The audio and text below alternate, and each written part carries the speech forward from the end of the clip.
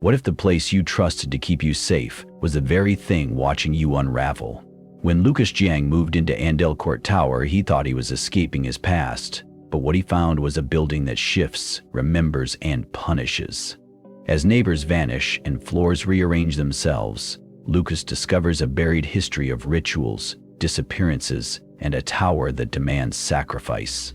With every step upward, he's pulled deeper into something ancient and horrifying. This isn't just a haunted building, it's a living trap. Welcome to Andel Court Tower. Leave your name at the door if you want to leave at all. The first thing Isaac Monroe noticed as he drove into Mercer Hollow was the silence. Not the peaceful, pastoral kind you might expect from a small Appalachian town tucked behind pine ridges and faded billboard roads. No. This silence was weighty. It clung to the air like dust, like old film, like something waiting. The Welcome to Mercer Hollow sign stood crooked near the old service station. One side of the billboard had peeled away, revealing a faint mural of a family watching a movie under the stars, smiling up at a giant screen. Above them, painted in retro font, was the name Starlight Drive-In Theater. Isaac pulled his rental car to the side, engine still running, and stared at the mural longer than he meant to. There was something off in the way the faces were painted. Too symmetrical, too still, like wax figures pretending joy. He blinked, shook it off. It was late afternoon. The wind had picked up, bringing with it a sharp scent of pine and rust. The map in the glove box said Mercer Hollow had one diner, a historical society, a Baptist church, and not much else. But he wasn't here for the town. He was here for a movie. Well, not a movie, exactly. A reel. One that shouldn't exist. 2 weeks earlier, Isaac had received a nondescript envelope at the university's film archive, where he worked as a restoration specialist. No return address. Inside was a brittle note typed on a manual machine, the font faded and uneven. The last reel of the light that guides us is in Mercer Hollow. They never showed it. They couldn't. Find the projector room. No one in the archive had heard of the film, not in the AFI Index, not in the Library of Congress records. Yet somehow Isaac recognized the title. A name from a vague, half-remembered dream. One of those you wake up from with tears on your cheeks and no idea why. He hadn't told anyone he was going. As he passed through the empty town's center, Isaac saw little movement. A child on a rusted tricycle stared at him from the sidewalk, unmoving, eyes too wide. An old man sweeping his porch looked up once and didn't wave. The buildings leaned in like eavesdropping ghosts. The motel, if it could be called that, was just outside the main street. Crescent Pines Inn, the sign read, though the P was missing and the inn buzzed on and off like a broken thought. Mrs. Evangeline Harker, the innkeeper, looked like she'd been waiting. Her gray dress matched the wallpaper. She didn't ask for his name. "You here for the reel?" she asked, her voice like moth wings brushing paper. Isaac froze. "Excuse me?" Her eyes narrowed. "Never mind, room's at the end, keys already in the door." Before he could speak again, she turned and vanished behind the reception curtain. A brass bell above the desk rang once, though neither of them had touched it. The room was small, clean, but in a way that felt untouched rather than maintained. There was no television, no clock, just a small bed, a standing lamp, and a Bible open to a page marked Ecclesiastes 3:15. That which is, has already been, and that which is to be has already been, and God will call the past to account. That night, Isaac dreamed of static and flickering light and voices murmuring his name from behind a screen. He woke up cold and sweating. The next morning, the mist rolled in from the trees like memory. He found the drive-in just as described on the map, set deep at the edge of Mercer Hollow's woods, half swallowed by underbrush and time. The metal frame of the screen still stood, rusted and streaked with moss, but the projection booth at the back, what was once the heart of Starlight, was intact. Someone had left the door open. He climbed the steps slowly, flashlight in hand, though the sun hadn't yet vanished. The smell hit first. old celluloid, and burned ozone. The room inside was tight, filled with shadows and rows of rusted reels. But one sat at the center, already threaded through a dormant projector. Its label read, in faded ink, "The light that guides us. Final reel." Isaac's breath caught. He reached toward the film strip, fingers trembling, and noticed something else. Sketched lightly into the dust-covered window of the booth, just above the switch. You don't watch it. It watches you. Behind him, something shifted. Isaac spun, but nothing was there, just the old walls and dust and silence. But the projector light blinked once, then twice, and then it clicked on, with no one touching it. From outside, down in the rows of empty, overgrown parking spots, came the sound of an engine. Then another, then another. Isaac moved to the window, heart thudding. Cars, dozens of them, pulling into place silently, headlights off, engines humming low. From his vantage point, he couldn't see faces inside the vehicles, just silhouettes. Waiting, facing the screen. And the screen, blank a moment ago, began to glow with a pale white light. Then, faintly, began to play. Isaac didn't mean to, but he sat, his legs gave out. He stared, hypnotized. On the screen, a figure appeared, a man. It was him. Isaac couldn't move. On the screen, the figure, his own face, unmistakable, stood alone in a clearing. The image flickered with the texture of aged film, jittering scratches, a faint burn in the upper right corner, color desaturated. Yet there was no mistaking it. The man on screen wore the same corduroy jacket Isaac had on now, the same disheveled hair, the same expression, only more haunted, as if that version of him had already seen what was coming. The reel stuttered. A frame melted, then resumed. On screen, Isaac turned, lips moving as if speaking, but the film was silent. Isaac leaned closer, pressing his palm to the glass of the projection window, trying to read his own lips. It was impossible. The mouth moved, trembled, widened in horror. Then the screen went black. Silence. Not even the hum of the projector now, just his breath, too loud in the sudden stillness. He stood, backing away from the projector, unsure if he'd just seen something supernatural or if exhaustion had finally broken through reason. But when he looked out the booth window again, the field was empty. No cars, no lights, no movement, just rows of overgrown grass and rotted speaker poles. Silent as before. He looked down at the projector. The reel was still spinning, only now it was blank film, a loop of nothing but flicker. A shadow passed across the glass behind him. He turned, again too slow. But there was no one there. He stood alone in the booth, though the air now felt crowded, heavy, like breath on the back of his neck. He grabbed his flashlight and backed down the steps. The air had grown colder. The pine trees around the drive-in creaked as if whispering to each other. When he reached the car, he noticed something else. His keys weren't in the ignition. He checked his pockets, the glove box, under the seats, gone.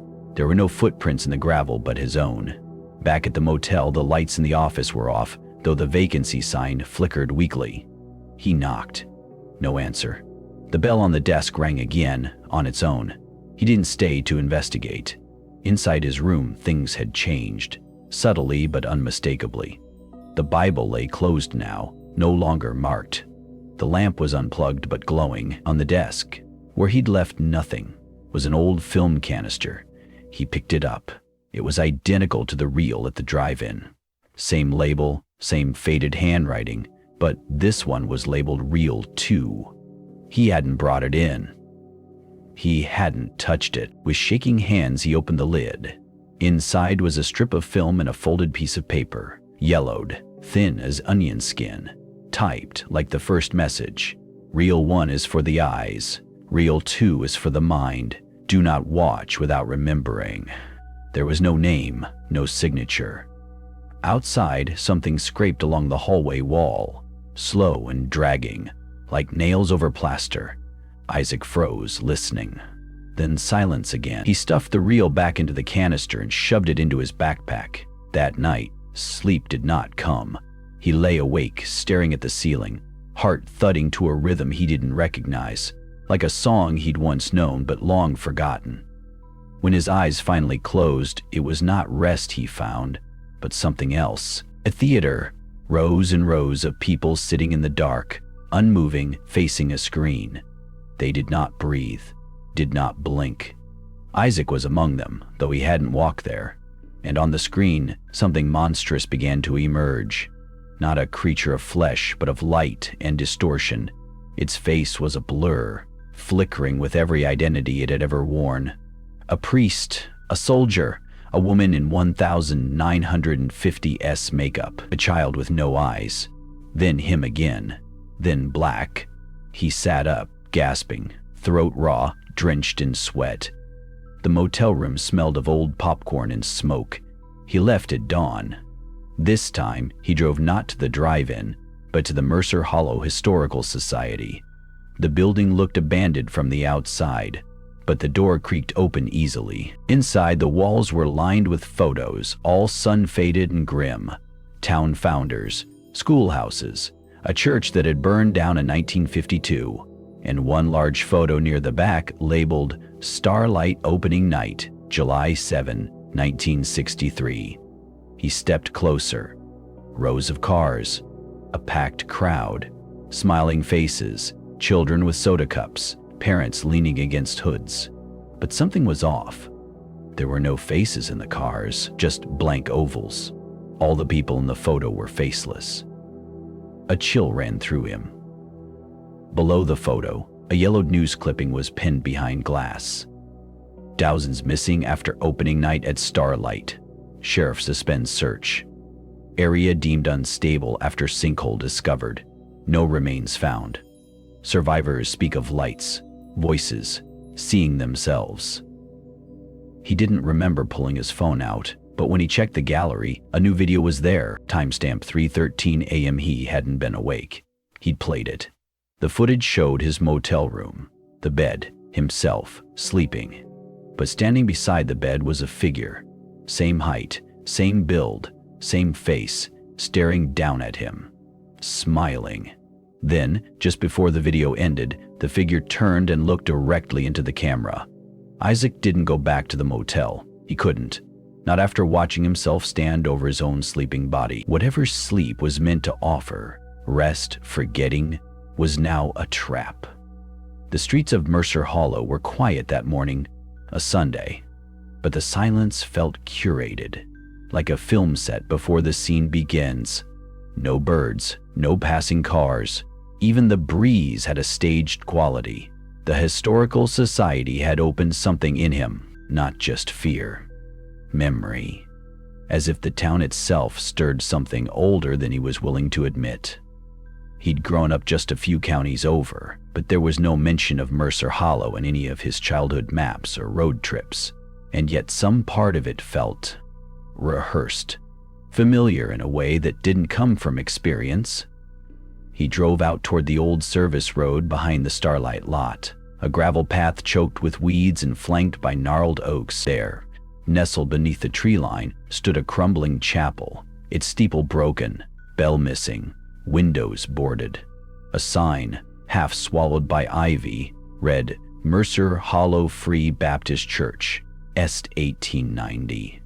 Isaac parked and stepped out, gravel crunching beneath his boots. The air smelled of mildew and pine sap.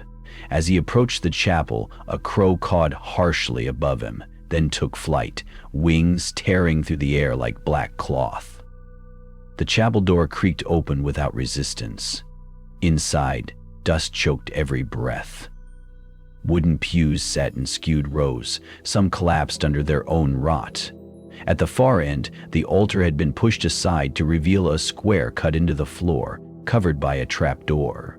Scratched into the wood in deep, erratic gouges were the words, "Real 3 is kept where faith failed."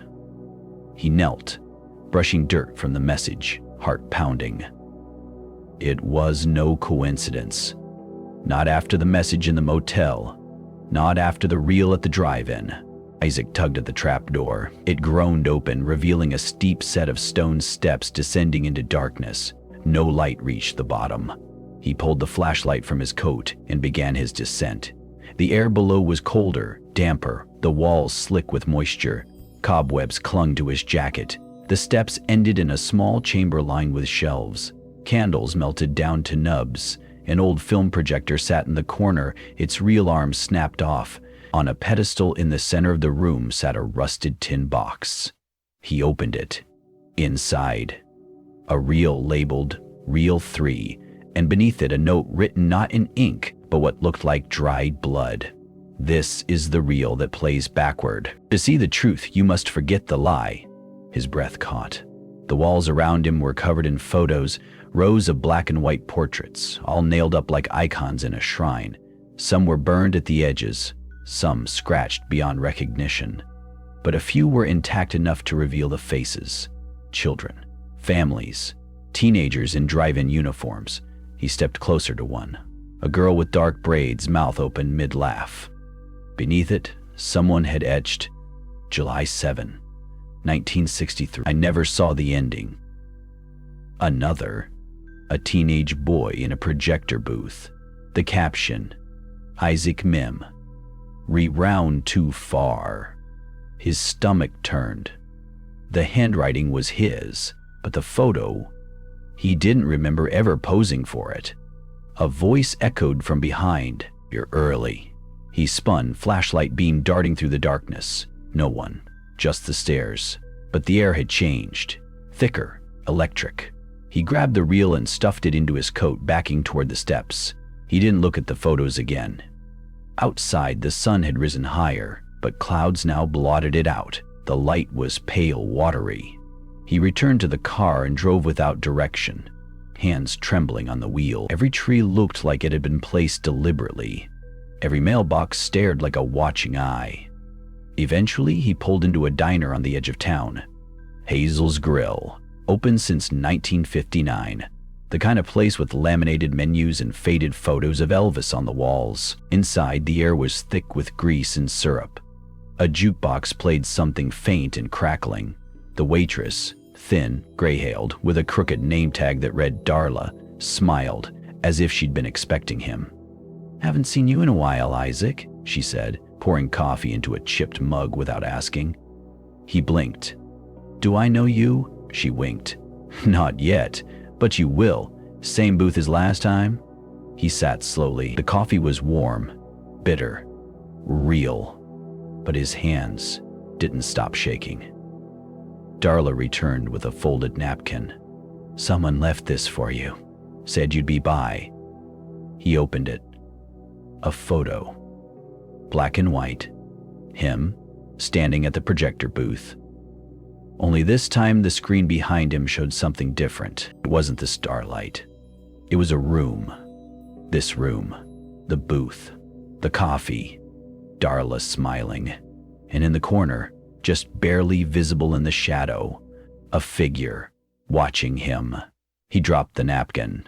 When he looked up, Darla was gone. So was everyone else.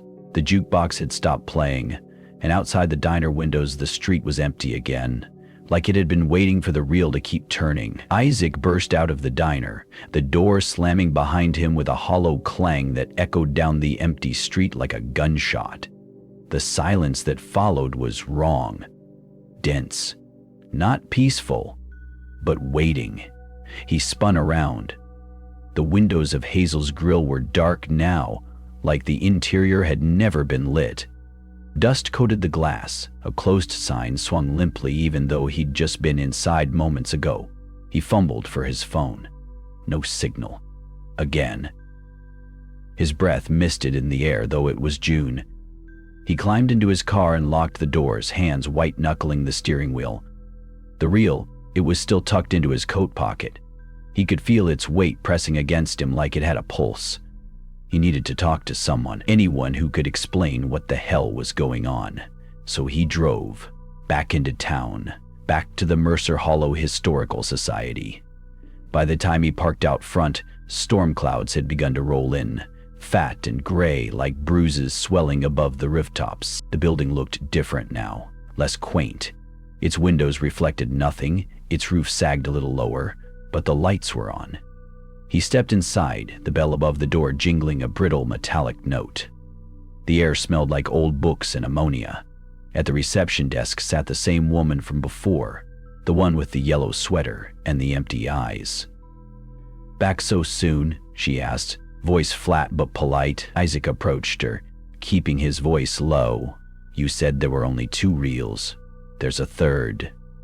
The woman blinked once. "No, there are only 2. That's all we ever received." "I found one beneath the old church behind the starlight," he said, pulling the reel from his coat. "Someone wrote about it, left messages. You need to see this." She didn't even look down. "Sir, I'm afraid I don't know what you're talking about." "You said you saw me on the footage, that I was in both reels. You saw my face?" She nodded slowly. "And I told you? That's impossible. You're not from here?" He stared at her. "How do you know that?" She smiled, faint, sad. "Because people who are from here never leave." "Not really." He stepped back, heart hammering. "What the hell does that mean?" The lights above flickered, and for just a second, the reception desk vanished. In its place stood a narrow hallway, flickering lights, peeling wallpaper, and a single red door at the end marked with the number 13. Then it was gone. Desk, woman, lobby, all back in place like nothing had changed, except the woman was now gone. Isaac turned and left. This time, he didn't look back. He drove back to the starlight. It was still light out, but barely. The clouds had thickened. A strange rust-colored haze filtered through the sky, making everything look sickly. The lot was empty. No cars, no rustling grass, no birds. He walked to the main projector shack and found the door ajar. Inside, the projector sat waiting, just like before. Only this time, there was a new reel already threaded through. Reel 3. His hands trembled as he turned it on. The projector whirred to life, and the screen lit up. But this time, there was no movie, only a reflection. The screen showed the drive-in lot exactly as it was, empty, silent, rust-colored. But there was a figure standing in the center of the lot, a figure that wasn't there in real life. Isaac squinted, stepping closer to the screen. The figure turned slowly. It was him, but older, worn down, blood on his collar, eyes dark like scorched film. The screen flickered and then played backward, not in fast reverse, but in jolted, broken frames. Images of Mercer Hollow unraveling, the diner collapsing, the church intact again, the children in the photos alive, laughing, and then screaming, their faces melting into static, each of them looking straight at the camera. Straight at him. The audio kicked in, a garbled, muffled sound, like voices underwater. Then louder, a chant, repeating, "Reel 3 remembers what you forgot. Reel 3 remembers what you forgot." The screen went black. Isaac stumbled backward, breath shallow, chest tightening, and then he heard it, behind him. The creak of gravel under feet, but no footsteps showed. He turned. No one. He turned back to the projector, and the screen was on again, this time showing the inside of the motel room. His motel room, and in the bed, himself. Still sleeping, still unaware, and the door to the room was opening, someone entering. But the angle was wrong. It was as if the camera was filming from inside his own body. He was watching himself from behind his own eyes. The figure stepping into the room was Isaac, or something, using his shape. He watched as the version of himself stepped closer to the bed, leaned in, and whispered something inaudible into the sleeping Isaac's ear, then stood and looked directly at the screen. Right at him. It raised its hand and waved. Just once. The screen cut to black. Isaac slammed the projector off and staggered outside. The lot was no longer empty. Rows of rusting cars had filled the spaces, dozens of them, headlights off, engines silent. But each windshield had a figure inside, motionless, watching, not breathing. A quiet hum filled the air, like an old film reel left spinning long after the credits end. Isaac didn't scream. He just stood there, knowing that reel 3 hadn't ended. It had only begun, and somehow it had begun inside of him. The first thing Claire noticed when they stepped onto the grounds of the Starlight Theater wasn't the crumbling screen tower or the faded marquee that still read Opening Night, July 1956, but the silence. An unnatural stillness hung in the air, as though the trees themselves were holding their breath. The parking lot was a cracked expanse of weeds and gravel, yet there wasn't a single bird call, no wind in the branches, not even the familiar buzz of insects, just silence. "It's dead?" Ezra whispered, standing at her side, eyes locked on the distant screen. "This place feels like it was abandoned yesterday and a century ago at the same time." Claire glanced at him. There was something brittle in his voice. She felt it too, a pressure building in her chest, like the air here was heavier than it should be.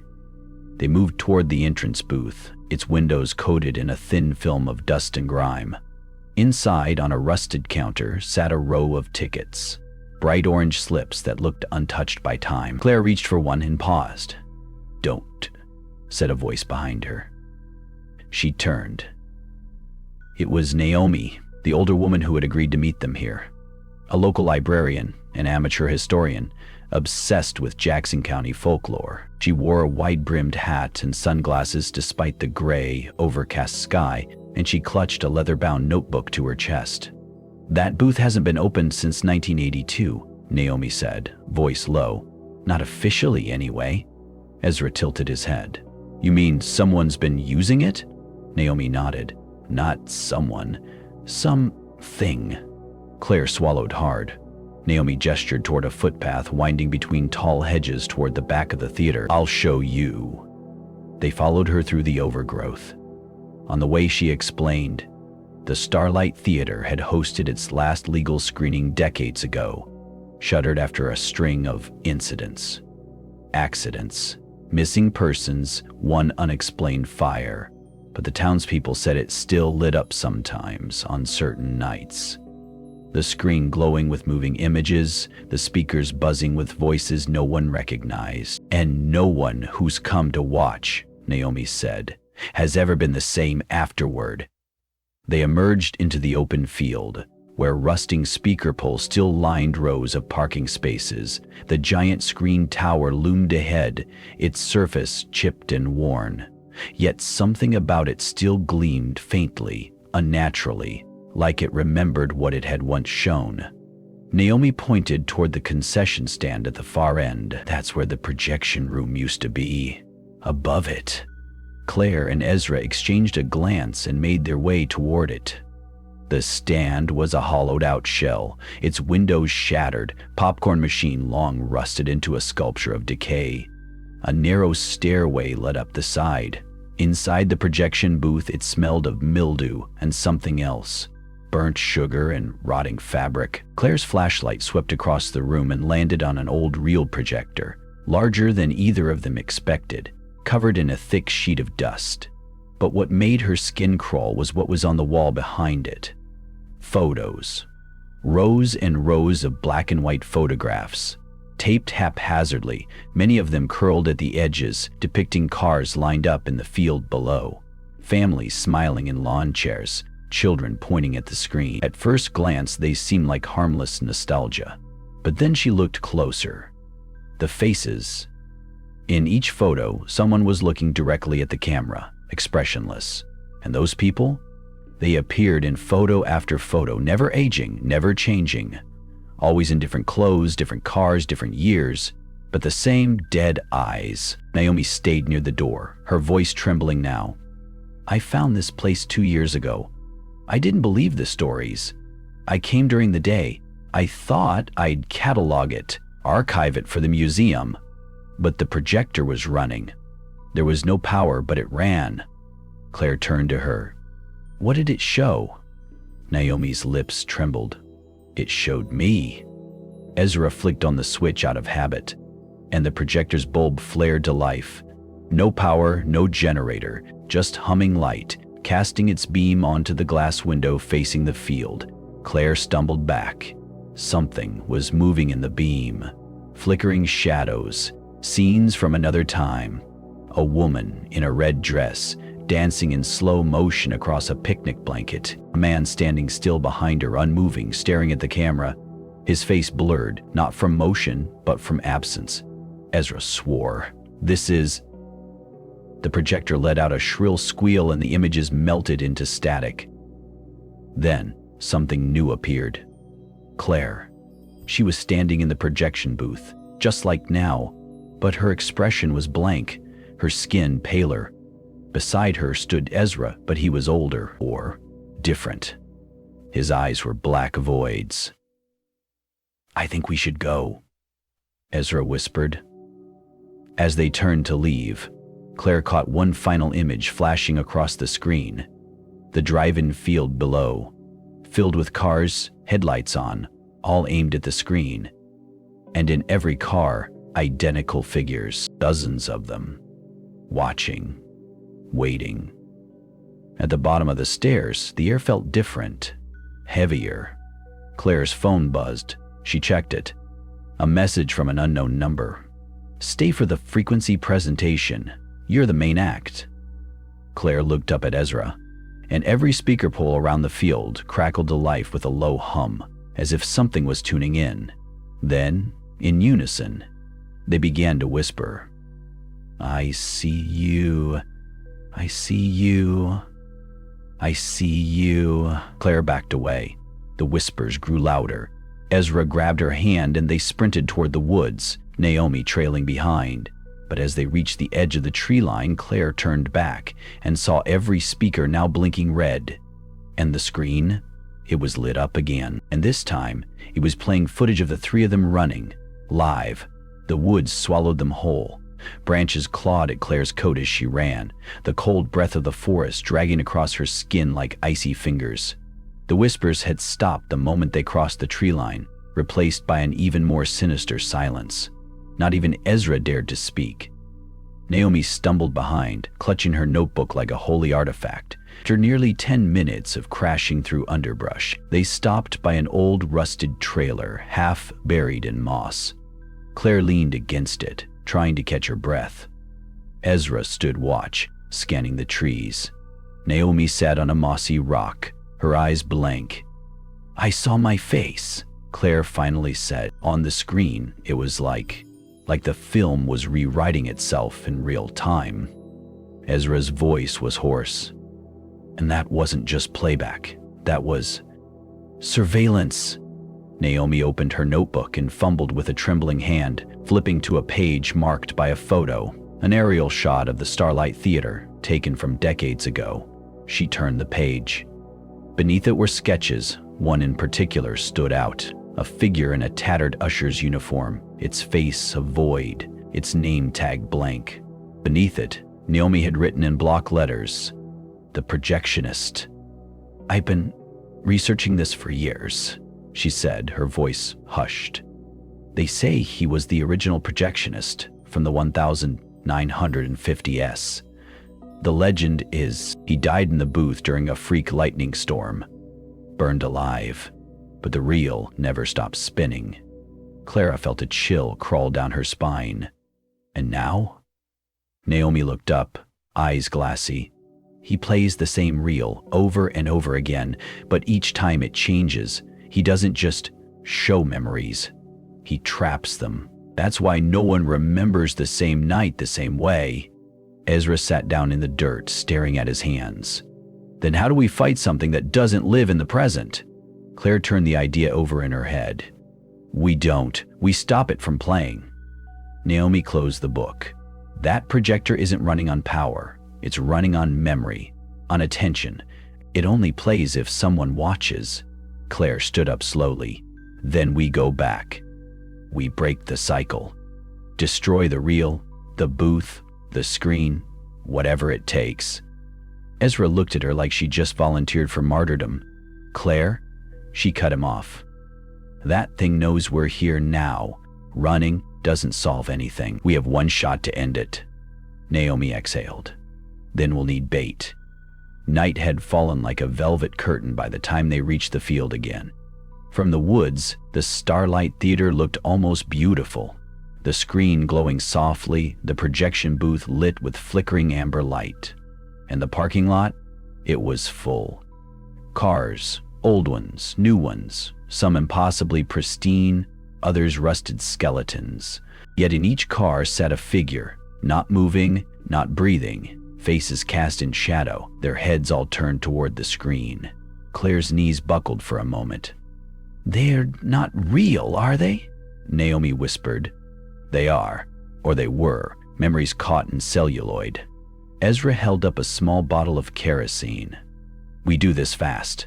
They crept along the outer edge, weaving between ghostly cars. The hum of the speakers buzzed like flies as they approached the concession stand. Claire swore she saw one of the heads turn slightly, tracking their movement.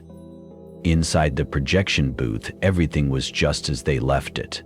The ancient projector spinning lazily, though no reel was loaded. The images were still playing directly from its lens. Scenes now looping from Claire's childhood, her 7th birthday party, a Christmas morning, her mother's fate, and then it shifted. The footage changed. To Ezra, to his hospital room, to Naomi crying in an archive basement. All of it filmed from impossible angles, like something had been watching them all their lives. Naomi moved first. She unscrewed the lid from the kerosene bottle and began splashing it across the walls.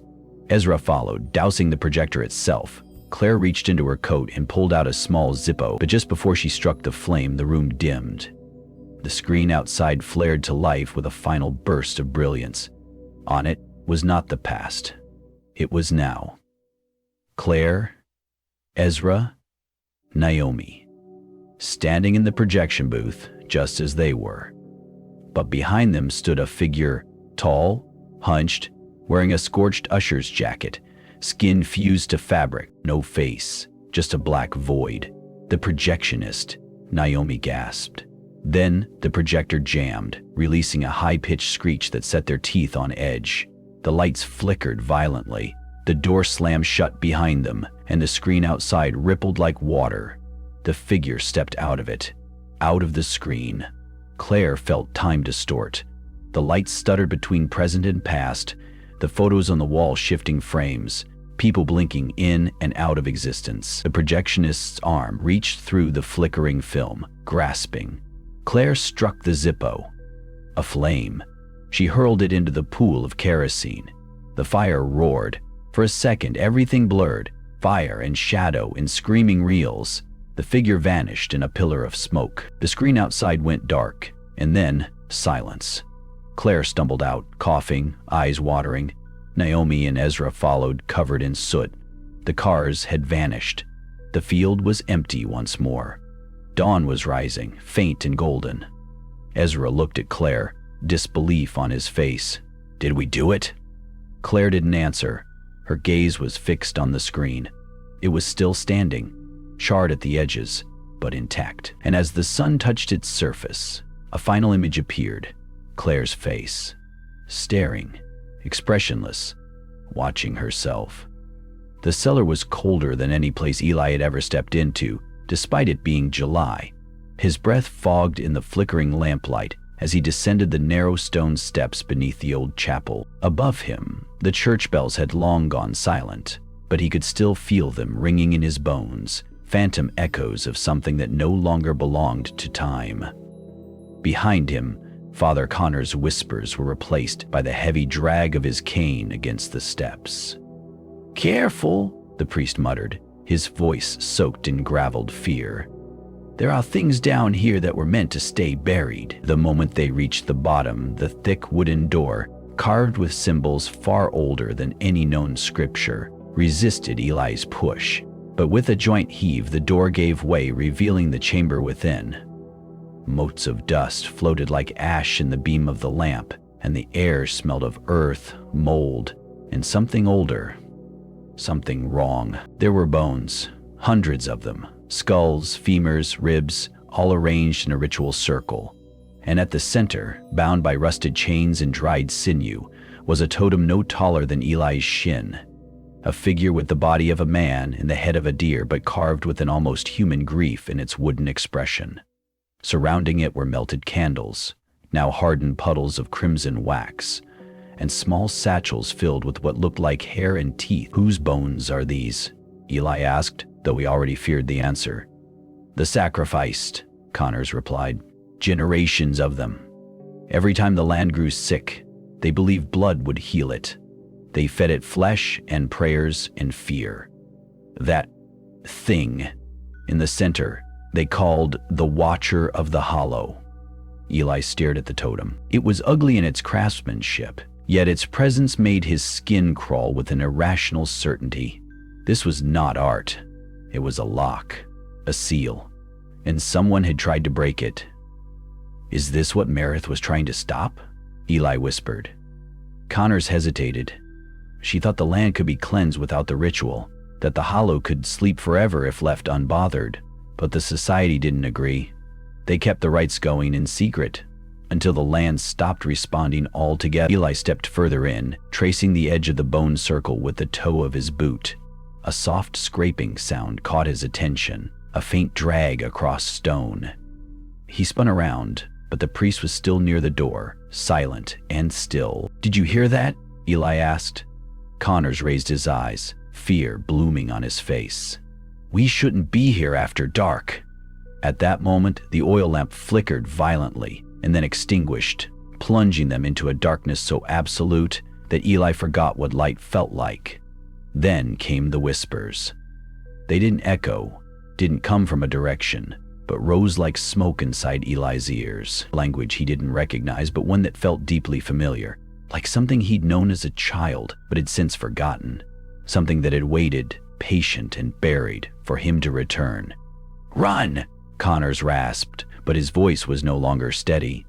Eli fumbled for his phone, the flashlight shaking in his grasp.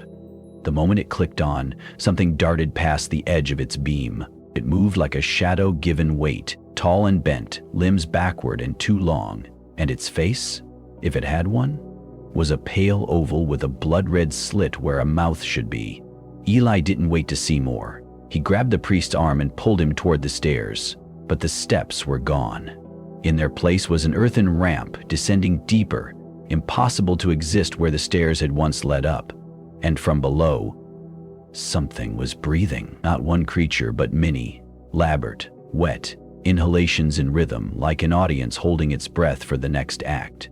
Connors collapsed, clutching his chest, eyes wide with terror. "They're not spirits," he gasped. "They're memories that learned how to walk." "What the hell does that mean?" Eli shouted. "It's the Hollow," Connor said. "It remembers everyone it's taken, and it wears their faces." The flashlight caught the wall behind them, now covered in crude, childlike drawings.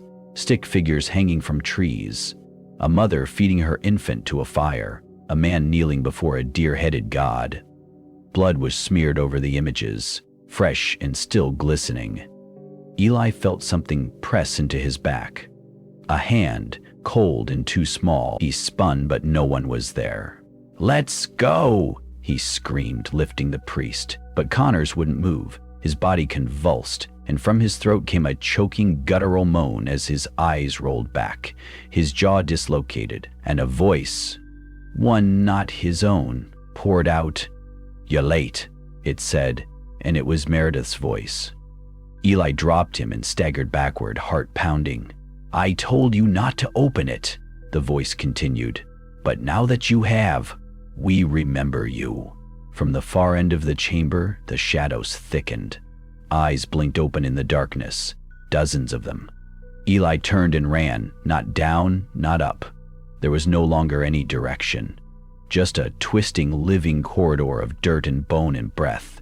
And behind him, something followed, slowly, as if it knew he had nowhere left to run. He burst into daylight. It wasn't the chapel he emerged into, it was the barn. Somehow, impossibly, the tunnel had bent space, or reality. He stood now at the edge of the field, the corn tall and rustling even though there was no wind. The barn door yawned open behind him. Inside, the totem stood again, though he had left it far below. It had moved. A figure stood beside it, Meredith. She was younger, unscarred, dressed in the same red scarf she'd worn the day Eli first met her, only this wasn't her. "You left us," she said, though her mouth didn't move. "You forgot the rules." Eli took a step back, trembling. "What are you?" "We are what you buried," the thing replied, "and now we are what remains." From behind him, the field screamed. Not voices, the plants. The corn cried out in human agony. Eli turned just as hands, too many, too thin, rose from the soil around his boots. The hollow had awakened, and it remembered his name. The storm had broken some time after midnight, yet the air still crackled with static as Emmett pushed open the rotting doors of the barn.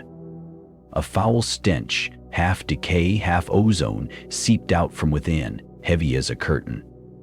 He held his flashlight up. The beam flickered once, then steadied, slicing into the suffocating dark. Dust hung like ash in the air, and above him, swaying rafters creaked with the groan of time. "This is it," Ellie whispered from behind, clutching the journal close to her chest. "This is where they did it." The inside of the barn was a hollow cavern of secrets.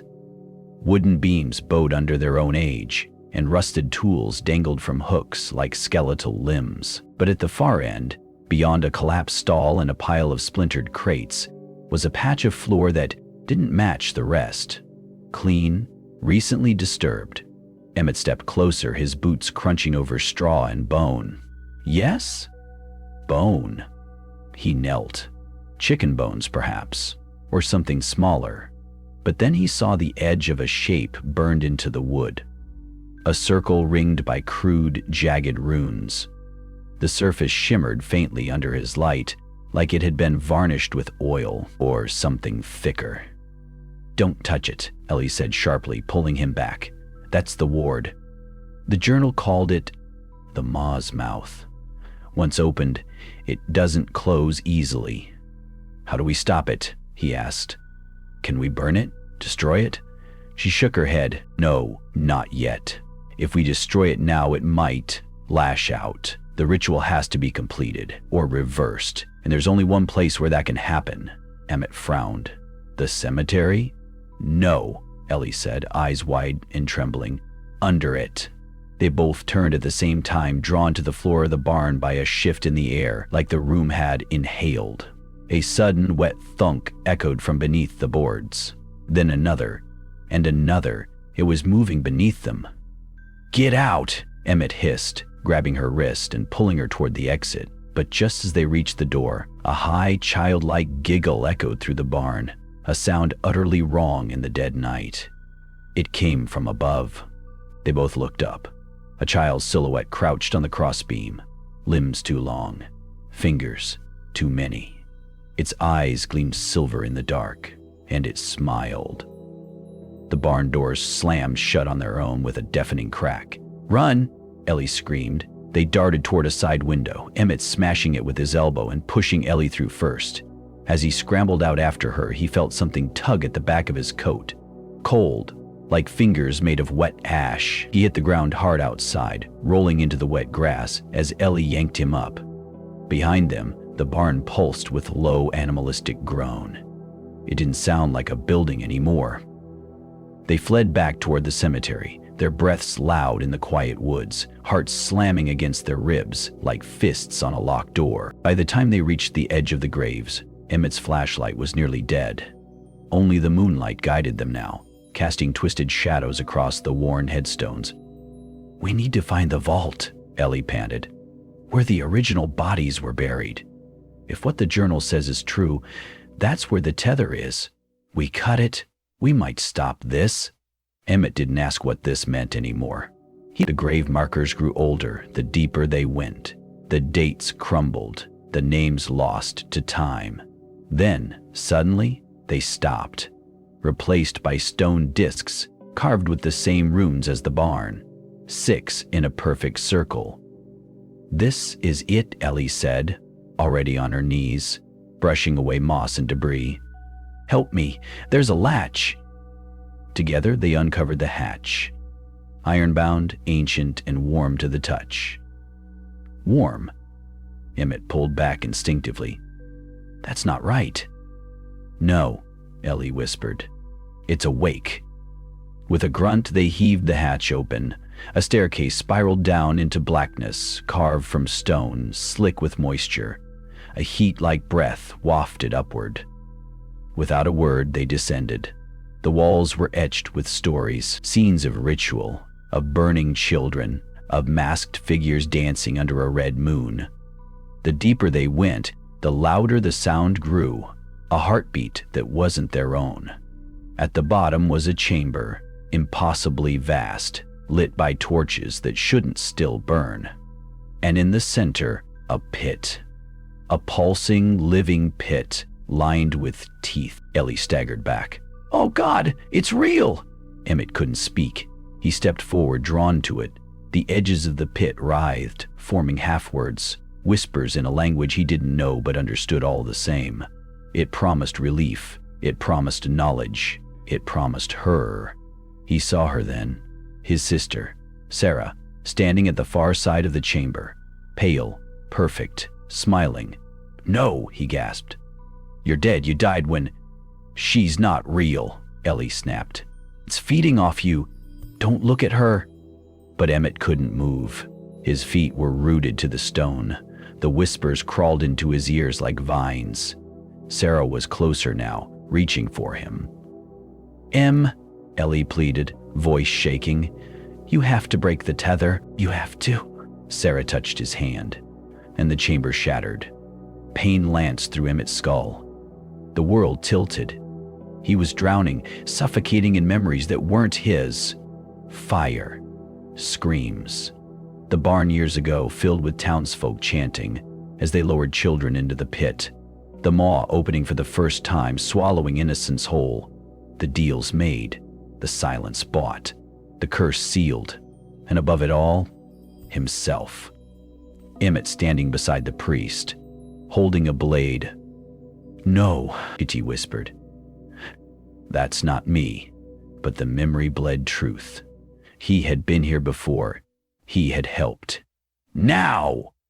Ellie screamed, hurling the journal into the pit. It ignited midair. Pages erupting in flame, light pouring upward like blood reversed. The chamber howled, and Sarah's smile warped into a snarl of fangs. The tether snapped. Everything collapsed. When Emmett came to, he was outside, lying on the cold grass, the cemetery silent around him. Ellie knelt beside him, face streaked with ash and tears. It's not over, she whispered. That was only the vault. Emmett sat up slowly, the weight of memory crushing his chest. Then where's the heart? Ellie looked toward the town, where lights flickered on in the distance, windows glowing like watching eyes. The church, she said. It always starts and ends with the church. Behind them, the barn burned quietly. No smoke, no flame, just embers spiraling into a sky that didn't feel like their own. And far beneath the earth, the maw breathed again. The sun had just slipped beneath the horizon, casting the hills of Pine Hollow into a dull, gray silhouette. A thin mist crept through the trees as if the forest itself were exhaling. Under its breath, the road to the Buchanan family plot curved away from the main town and into shadowy wilderness. Charlie tightened his grip on the wheel of the truck, the tires crunching over gravel as if each stone held a secret. Beside him, Mara fidgeted with a corner of her jacket sleeve, eyes flicking toward the tree line. We must rebuild their dead out here. It's so far? Because it's not really a cemetery, Charlie muttered.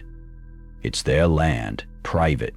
Been that way for generations. Most of the old families did it that way. The windscreen fogged briefly from the inside, and Charlie wiped it with the back of his hand. He remembered his grandfather saying that fog was the sign of a soul nearby. The Buchanan family plot was nestled in a clearing bordered by towering pines.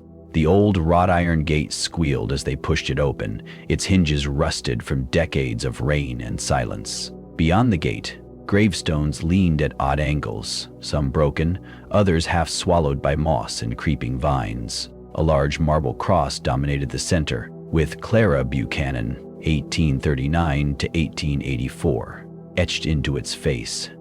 "What exactly are we looking for?" Mara asked as she swept her flashlight over the names. "An unmarked grave," Charlie said. "That's where the girl's supposed to be buried, the one who started all this. Eliza." Mara's voice was barely a whisper. "The original Hollow Bride?" Charlie nodded. "If there's any clue to how this curse started, it's with her." They moved through the rows cautiously, light beams dancing like ghosts among the names. A sudden gust of wind scattered the dead leaves across the ground, revealing a flattened rectangle of earth surrounded by stones too crude to be official markers. "This one," Charlie said. "No inscription, no date, just here." Mira knelt and ran her fingers over the soil. "Feels like it's been disturbed. Recently." As if summoned by her words, a thud echoed in the distance. Dull, low, like a drum being struck once. Both froze. It came again. From the woods. Charlie stood up, eyes locked on the dark wall of trees. "We're not alone." Murray rose beside him, her expression drawn tight. "We should go." But Charlie took one step forward instead. "Wait." Out of the trees, something stepped into the clearing. Not a man, not entirely. Its outline shimmered strangely, like it wasn't anchored in the same dimension. A wedding veil hung in tatters over its face, billowing despite the windless air. Where its hands should have been were clawed digits of bone and dried sinew. Mara gasped. "Jesus Christ!" The thing didn't move. It simply stood between them and the exit. Its presence was a pressure in the chest, a wrongness that soaked into the skin. Then it tilted its head and spoke. Only 2 words, but they echoed from somewhere deeper than sound. "Not enough." Charlie stumbled back, nearly tripping over a fallen headstone. Mara grabbed his arm, pulling him toward the side path away from the clearing. "Move," she shouted. They tore through the trees, branches slashing at their arms and legs. Behind them, the forest groaned as if some ancient thing had stirred awake. When they finally broke free onto the old service road, their lungs burned and their clothes were torn. Charlie bent over, gasping. "What the hell was that?" Mara panted. "What did it mean?" Charlie's mind reeled. Not enough. Not enough what? That night, Charlie dug deeper than he ever had before. The Pine Hollow Historical Society's archives were housed in a single room above the post office. Most of the town's records had been digitized by now, but there were still boxes, dusty, ignored, and yellow with age, that hadn't seen light in decades. He found the one labeled Buchanan 1800 Private Correspondence. Within it was a letter written by Clara Buchanan to a woman named Abigail Pierce, dated June 3, 1884. The handwriting was flowing and elegant. "Dearest Abby, it was wrong of us to bury her in silence, to deny her a name, but the priest would not bless her, not after what she did. Still, I fear we've stirred something that will not stay buried." Eliza was more than troubled. She was touched by something.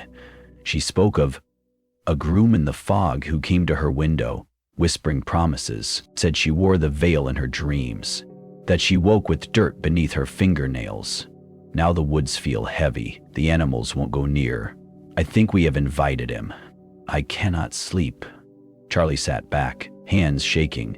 "The groom in the fog," he muttered. A whisper from local legend.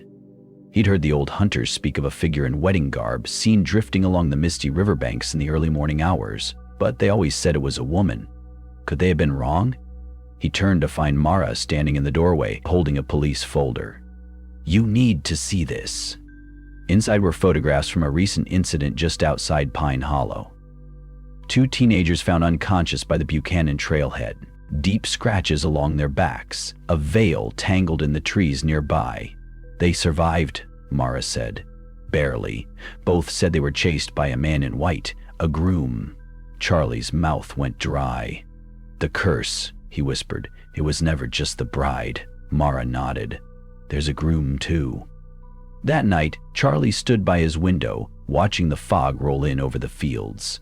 Somewhere out there beyond the trees and the gravestones, something ancient stirred. Not enough. Not enough to end it, not enough to satisfy it, and now it wanted more.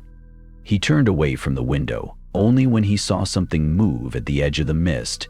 Just a flicker, a pale silhouette in a black suit, a white bow tie glinting like a tooth. He shut the curtain and began to plan what to do next. Charlie didn't sleep that night. The name kept whispering through his mind like wind under a door. The groom in the fog. It made sense now in a way that made his stomach turn. All this time they'd been chasing the ghost of the hollow bride, but she wasn't alone. She never had been. The groom had always been there, waiting. At 3:00 IEM, Charlie was still seated in the reading room of the Pine Hollow Historical Society, surrounded by old letters, faded photographs, and yellowing town records. The gas lamp-style sconces buzzed above him as he stared down at another brittle envelope. The return address was simply E. Pierce, Bramble County Asylum, 1892. He slid the contents free and unfolded a single page. To whoever finds this, if you are reading my words, then the groom is free again, and if that is so, then I have failed. Eliza's blood was not the last, though it should have been. He asks for devotion, not remembrance, for love, not sacrifice. He is not a spirit. He is a covenant that spreads like fog through bloodlines. He was promised a bride, and every generation he will take one, unless we break the veil, burn the heart, close the circle. But none have ever found the heart, and the veil, it always returns. Charlie's hand trembled slightly as he set the paper down. Across from him, Mara stared at a black and white photo she'd just pulled from an album. It showed an old wedding portrait, a man in an outdated tuxedo, standing beside a woman whose veil completely obscured her face. They called him August, Mara said. August Whitlock, a local preacher's son, disappeared 2 weeks before his wedding. Bride was Eliza Buchanan. She hanged herself in the orchard 3 days later. Charlie looked back at the letter. He never died. Not really. They knew what they had to do now. The veil had to be destroyed. And maybe, just maybe, the heart was literal. It was nearly dawn when they pulled up to the Buchanan orchard. The skeletal trees loomed against the red sliver of morning light. The place reeked of mildew and something sickly sweet. Rotting fruit, old blood.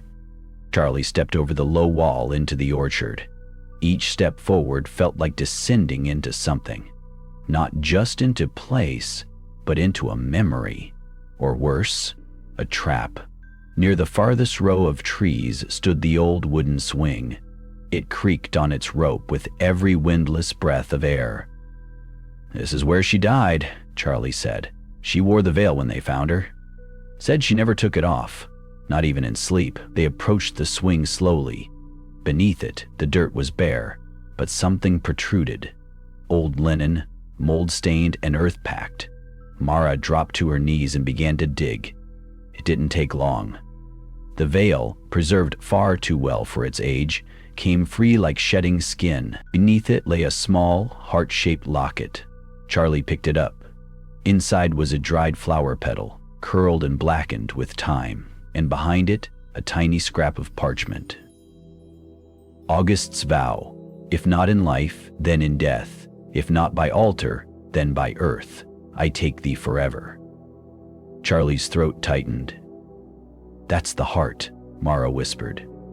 His promise. And something changed. The orchard went silent. No birds, no insects, no wind. Then, from behind the swing, a figure stepped forward. Black suit, white bow tie, face clean-shaven, eyes dark as cinders, pale as bone. August Whitlock. His hand lifted, not menacingly, but pleading. He looked at Charlie like a man looks at a priest or a grave. "You have it," he said. "Give it to me," Charlie backed up. "This ends with you." The figure's mouth opened, revealing not teeth, but strips of veil knotted together like roots. "No," August whispered. "It never ends." Then he lunged. The locket fell from Charlie's hand and Mara caught it just before it hit the dirt. She yanked the veil from the ground and turned, running toward the nearest tree. Charlie tackled the figure, both of them tumbling into the dirt. Mara reached the base of the orchard's oldest tree, blackened from lightning, hollow in the center. Without hesitating, she stuffed the veil inside and lit a match. The veil caught fast. It wailed, not burned, screamed. As it blackened, the orchard began to shake. Branches lashed the air like skeletal arms. The swing snapped. The soil beneath Charlie boiled like water on a stove. August screamed, not like a man, but like 1,000 lost voices stitched together. And then he split apart. The sound was like silk tearing underwater. His form shredded into fog, which collapsed into the soil and vanished. Silence. Smoke drifted from the hollow tree. Mara stood there covered in ash and breathless. Charlie sat up, coughing. "Is it over?" Mara didn't answer right away. Instead, she picked up the locket. The flower inside was gone, just dust. They returned to town as the sun finally broke over Pine Hollow. For once, the mist seemed to lift faster. Back at Charlie's apartment, they laid out everything on the table. The photos, the letters, the burned remnants. Charlie stared at the records one last time. "There's something still missing," he said. Mara looked up. "What?" He turned the photo of August over. Written on the back in faint pencil was a sentence. "There must always be a groom." Charlie closed his eyes.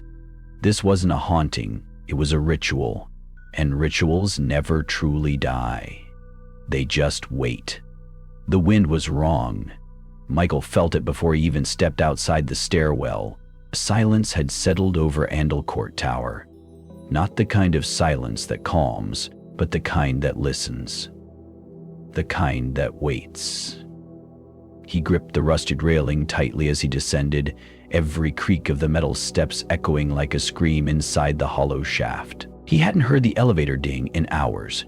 No buzzing lights, no whispers in the hall, just stillness, heavy and watching. He passed the 6th floor and felt the pressure behind his eyes again, like something pulling at the corners of his mind. The paint on the walls here had peeled entirely, exposing gray concrete marked with chalk symbols he didn't recognize, half eroded, half bleeding into the stone-like stains. The air grew warmer, almost humid, and smelled faintly of wax and copper. When he reached the 4th floor, he stopped. Room 409. Its door was wide open. That was Anna's room. But Anna wasn't here anymore. Not really. Michael stepped closer, heart hammering in his chest. The room looked untouched.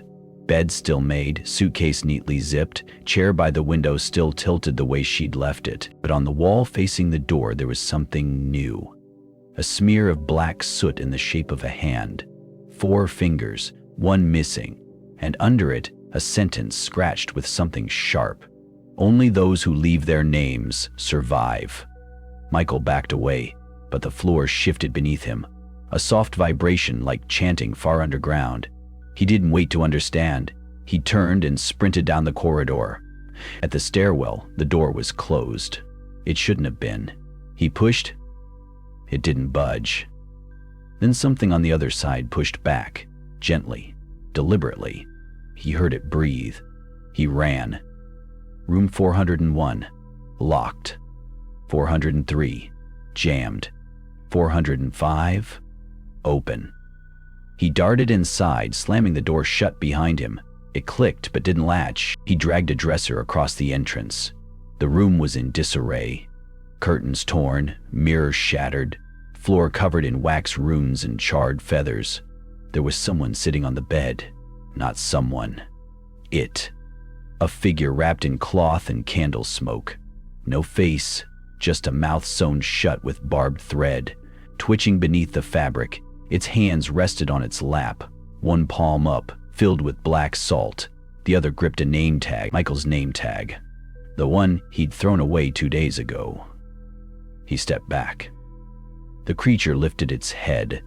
In his voice from behind the sewn mouth came the words, "Michael Fletcher, are you ready to remember?" The room convulsed. walls breathing, window bleeding light not from the outside but from behind reality itself, pulsing with the rhythm of something ancient. A low hum built from the floor, rising through Michael's feet, up his spine, into the base of his skull. He fell to his knees. The creature stood. Its hand reached toward him, not threatening, but guiding. And when Michael touched it, he remembered everything. He remembered the real reason he'd come to Andel Court Tower. Not just for the missing reports, not just to find Anna, but because he'd been called. The letter he thought was from Anna wasn't from her. It was from the building. The ritual was never about escape. It was about offering. And Michael had always been the offering. He screamed, but not aloud, inside, deep within. And in that scream he felt the walls of the tower shift. He wasn't in room 405 anymore. He was below it, beneath the foundation. A circular chamber with a ceiling made of mirrors and a floor made of names. Thousands of names, all carved into bone. A pedestal stood in the center. Upon it, a single candle. Black wax, no flame. The creature, now fully unwrapped, stood beside it. It was Michael. A mirror of him, but not a reflection. An echo from a version of himself that never left this place. Michael had no eyes, no tongue, no voice. But he had memory, and he offered Michael the candle. He took it, and the flame lit itself. In that moment, the tower whispered his true name, and Michael knew Chapter 6 wasn't the end, it was the beginning. Michael stood frozen in the underground chamber, the black candle trembling in his hand. Its flame danced without heat, without smoke, casting long shadows that bent the walls into impossible angles. The version of himself, blind, tongueless, mouth sewn shut, nodded once before collapsing into a mound of ash at his feet. The offering was complete. Somewhere far above, a bell rang, not the crisp chime of a hotel lobby, but a slow, hollow toll, like a church mourning something that had not yet died. The room shifted. The ceiling of mirrors rippled, and in each reflection, Michael saw a different moment. Anna at the window, whispering into nothing. Father McAllister bleeding from the eyes as he carved runes into the chapel floor. The sheriff dragging his own body behind him like a loose suit, and himself opening a door that had no handle. Each image was real, or had been, or would be. The candle in his hand flared blue. Andel Court Tower was waking up. Michael turned. The corridor behind him had changed. No longer a tunnel of stone and bone, but a hallway of flickering wallpaper and closed doors, each numbered but out of order. 707, 109, 412, 0. He moved forward, compelled not by fear anymore, but by a strange pull in his chest, as if his heart had been tied to something deep within the architecture. The flame did not light the way so much as reveal it. Door 0 opened on its own. Inside was a replica of his childhood bedroom, complete with the Batman bedsheets, the cracked ceiling tile, a drawer where he used to hide the notes Anna passed him in class, and on the bed, Anna herself. Alive, no blood, no twitching eyes, no distorted voice, just Anna. She smiled when she saw him. "I was wondering when you'd get here," she said. "You took longer than the others." Michael couldn't move, his voice caught in his throat. "They showed me," she continued, "what they needed, what they were." He took a step forward. "They? The ones below. The tower's not haunted, Michael. It's hungry. Always has been. We just made the mistake of thinking it wanted to be left alone. It doesn't." Her eyes flipped to the candle in his hand. "It wants a keeper." Michael shook his head. "You're not real." "No," she agreed. "But neither are you. Not anymore." Suddenly he was back in the lobby, empty. The elevator doors were open, its interior glowing red. Above the doors, the floor numbers flickered wildly, then stopped on beneath. The bell chimed again. He stepped in. As the doors closed, he caught his reflection. Not the one from the mirror in room 405. This one was whole, but not right. He was smiling. The descent lasted seconds and centuries. When the elevator opened, it revealed a cathedral of concrete and flesh. The walls pulsed with the heartbeat of the building. Figures lined the pews, some alive, some not, all watching him with blank, identical faces. All of them Michael. At the altar stood Father McAllister, skin stitched with ash, eyes black like oil. He gestured to the flame, "Light the final wick." Michael's body moved without consent. He approached the altar where a massive candle the size of a child waited. With a trembling hand, he touched his flame to it. The tower groaned. The world split. Reality folded inward like paper catching fire. Memories that weren't his poured in. Each resident, each ritual, each scream echoing through the decades. The building had always known who would come. It had shaped its stories to fit them. The ritual wasn't a mistake. It was a machine, and Michael had just pulled the lever. In the center of the cathedral, a pit opened. From it rose a figure cloaked in skin and teeth. A mouth stretched across its entire torso. A crown of keys floated above its head. The architect. Its voice was not heard, but felt.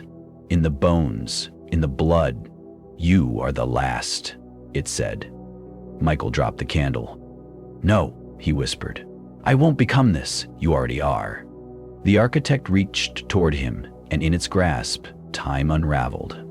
Michael saw himself waking up every night at 3:13 ILM, saw himself bleeding into the floorboards, saw himself leaving notes in walls that hadn't been built yet. But he also saw Anna, standing in the stairwell, holding a different candle. Her flame was white. She had made it out. She had lied. With his last strength, Michael screamed, not from fear, but from fury. And in that scream, the candle in his hand flared one final time, then burst. The cathedral collapsed. Light, sound, silence. Then, a motel room. Cheap wallpaper, static on the TV, rain against the window. Michael sat up in bed, breathing, alive. The clock read 3:13 a.m. He turned and saw a suitcase by the door, his badge, his coat, his phone. Everything as it had been, except for the note on the pillow. "Do not check out. The tower remembers." He looked out the window. Across the parking lot stood Andel Court Tower, still intact, still waiting, and behind its highest window, a candle just lit itself. Thank you for joining us on this unsettling journey through Andel Court Tower. If you've made it this far, perhaps a part of you already knows. Some doors should never be opened, and some buildings never forget who entered. We hope the echoes of this story stay with you, not just as a tale of horror, but as a reminder of the thin veil between memory and madness, between what is seen and what is waiting. If you enjoyed this story, please consider liking, sharing, and subscribing.